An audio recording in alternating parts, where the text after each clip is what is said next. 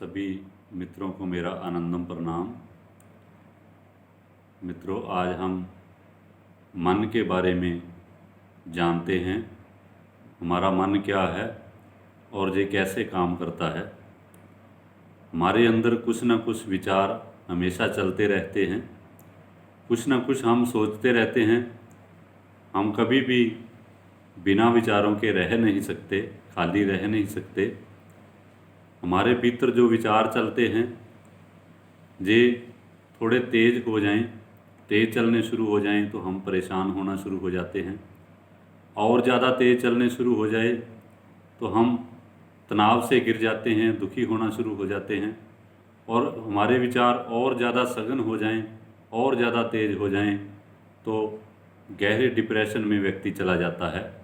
आपने देखा होगा, बाज़ार में किसी व्यक्ति को जाते हुए वो कुछ कुछ बोलता जा रहा है और बाहर अकेला ही कुछ ना कुछ बोले जा रहा है और चलता जा रहा है, तो समाज ऐसे व्यक्ति को पागल घोषित कर देते हैं।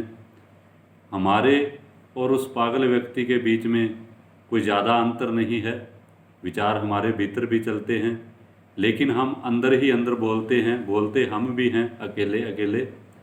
और वो व्यक्ति जो है वो बाहर बोलना उसने शुरू कर दिया है, वो आउट ऑफ कंट्रोल हो गया है। उसके बोलना सोचना वो बाहर प्रकट कर रहा है, तो उसे समाज ने पागल घोषित कर दिया है। हमारे जो विचार हैं, जब ये बहुत ज़्यादा सघन हो जाते हैं तो इन सघन विचारों को ही मन कहा जाता है। मन कोई ठोस वस्तु नहीं है, मन फिजिकल कुछ नहीं है। मन, हमारे जो विचार हैं पूरे सघन हो जाते हैं जब, तो इसी को ही मन कहा जाता है। तो कैसे हम इन विचारों को कम कर सकें, इन विचारों को और ज़्यादा विरल कर सकें, इन विचारों को तरल कर सकें, जहाँ हम कैसे मन को बिल्कुल खाली कर सकें, ये सारी विधियाँ आनंदम में, आनंद के महासागर में बताई जाती हैं। कैसे हम मन को समझ करके जो है मन से जीत सकते हैं। मन से कभी, संत सभी कहते हैं कि मन से लड़कर कभी जीता नहीं जा सकता। मन को समझ करके ही उससे पार पाया जा सकता है। मन के पार जाया जा सकता है, मन को कभी जीता नहीं जा सकता। तो गुरबाणी में भी एक शब्द, एक भजन है, इस मन को कोई खोजो भाई। इस मन की हमें खोज करनी है। जे मन कौन है, और जे मन जब मिटता है तो फिर कहाँ चला जाता है, कहाँ रहता है जय मन। इस सब की जो है खोज आपकी पूरी हो सकती है।